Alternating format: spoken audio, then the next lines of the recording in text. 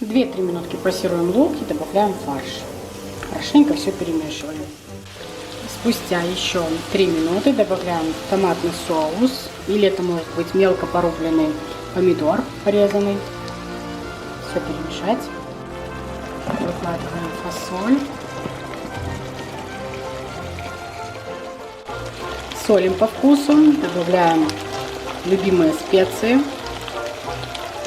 И на среднем или маленьком огне под накрытой крышкой тушим до готовности фасоли. Проверяем периодически.